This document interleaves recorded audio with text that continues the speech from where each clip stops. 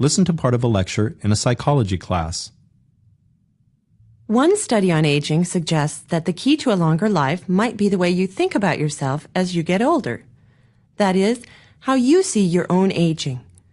The researchers found that people who view aging positively live longer than people who view it negatively.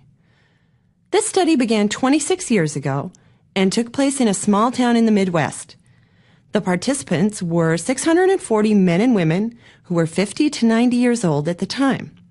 The subjects were asked to agree or disagree with statements about aging. For example, statements like, as you get older, you become less useful, and older people can't learn new skills. The data showed that respondents with the most positive attitudes survived a median of 22 years after their initial interview, while those with negative views lived just 15 years, a difference of 7 years. What is the speaker's main point?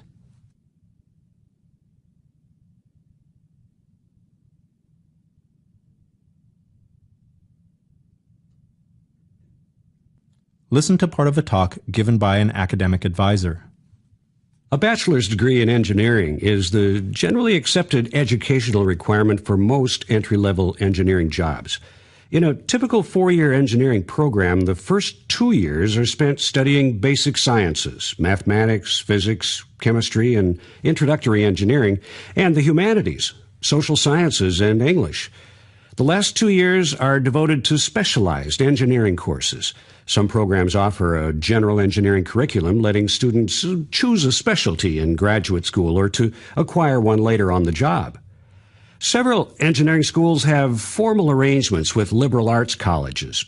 Programs, for example, where a student spends 3 years in a liberal arts college studying a pre-engineering subject and a couple years in an engineering school, and then receives a bachelor's degree from each school. Now, most engineers have some training beyond the bachelor's degree. An advanced degree is desirable for promotion or is necessary to keep up with new technology. Graduate training is essential for most teaching and research positions. Now, a number of colleges and universities offer 5-year master's degree programs, offering an accelerated, intensive program of study. Some schools, particularly the state technical schools, have 5- or 6-year cooperative programs where students coordinate classroom study with practical work experience.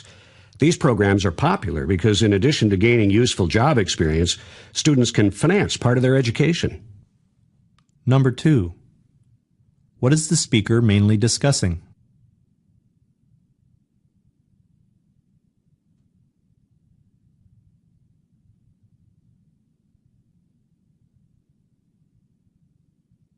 Number 3. How does the speaker organize the information that he presents?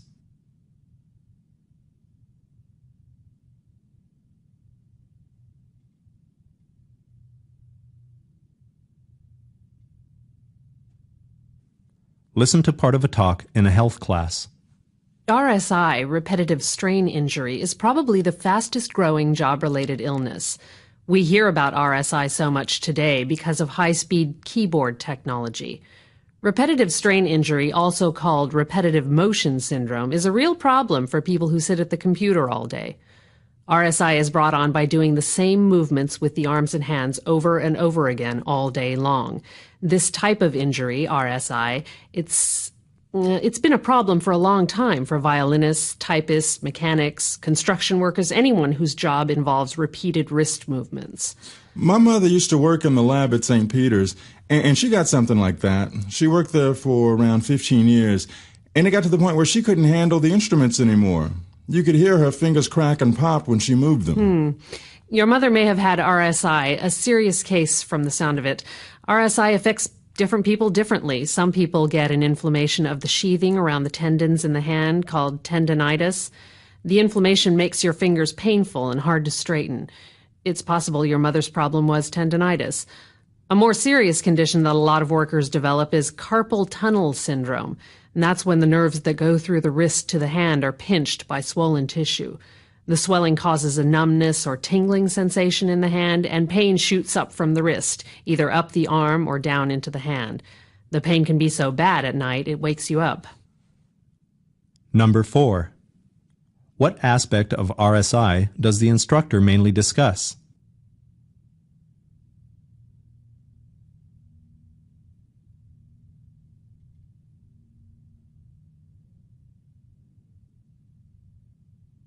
Number 5. How does the instructor develop the topic of RSI?